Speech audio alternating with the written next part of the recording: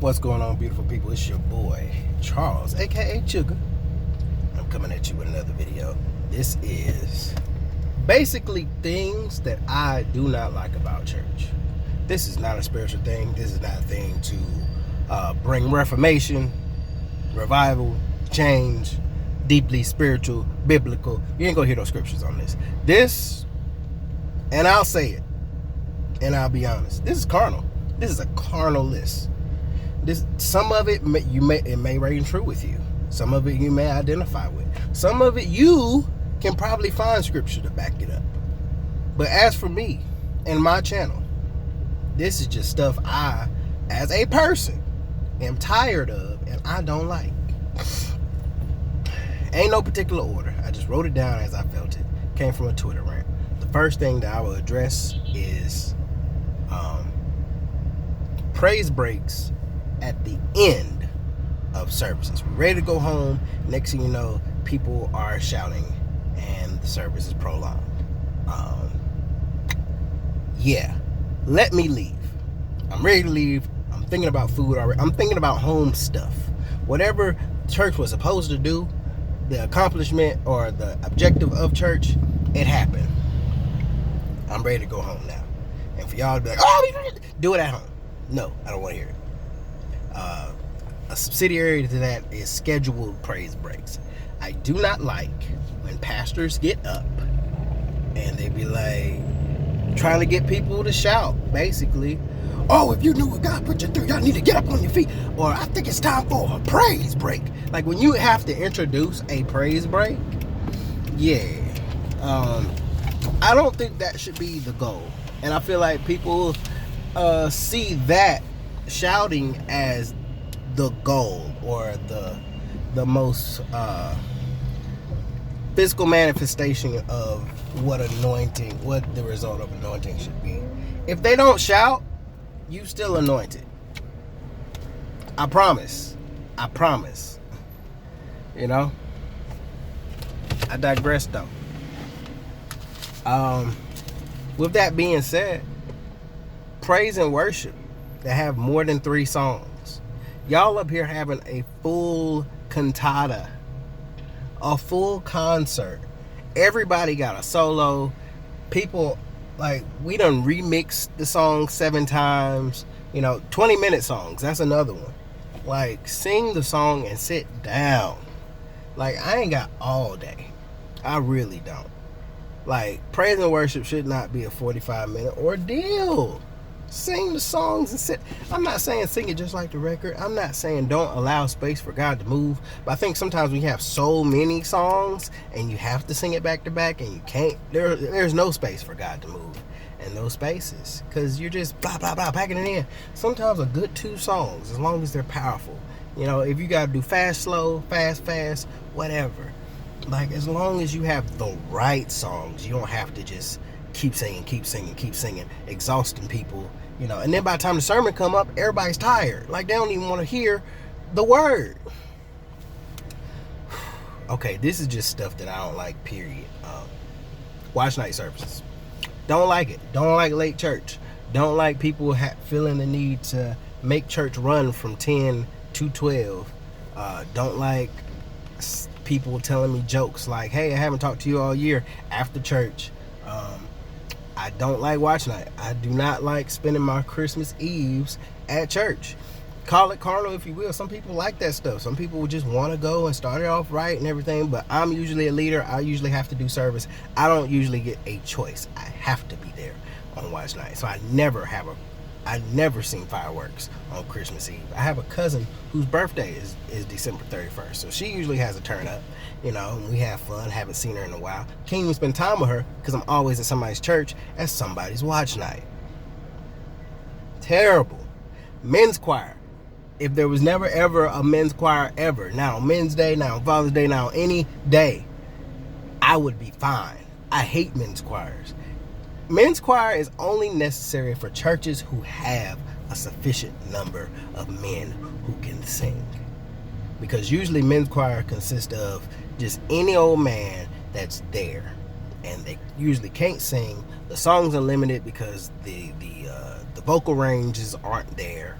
And it's just, they're just bad. They're just one of those people just clap because they're men and people are like into that. It's like a pony show. It's like marching band when you have like the fat girls who are trying to like dance and stuff, and everybody's like real hype about it, not because they're dancing, but because they're fat and dancing. So people don't really care about the singing or the talent. They care if it's men and they're singing. So you don't necessarily have to be as great singing. The song don't have to be good. It's men.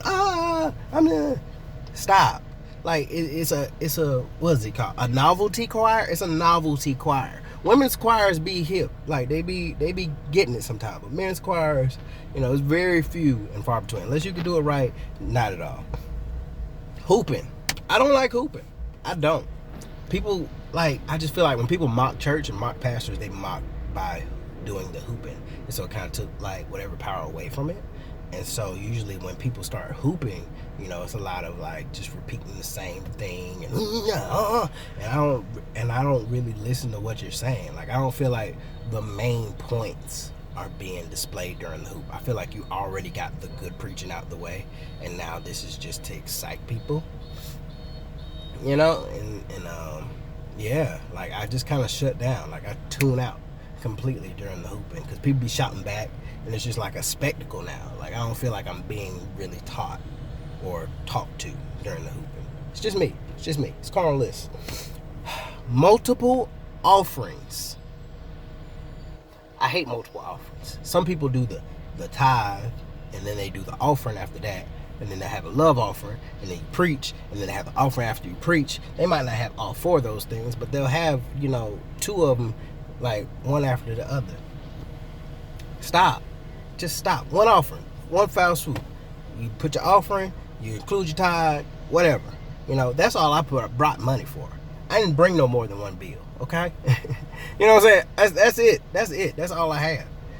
If I brought, let's say I brought $80 at the church. I'm paying it all at that time. If I know there's two offerings, 40 and 40. Like you're getting only $80 that day. That's all I brought. That's all I got. Dance teams. I'm sorry, I do not like dance teams. I don't know why. They're just not a thing for me. Some people are like moved by them. I'm not. Like I just don't. Like it's probably like 2 dance teams in my whole life actually moved me, and I'm like, oh my God, and felt the glory. But yeah, I just don't like dance teams.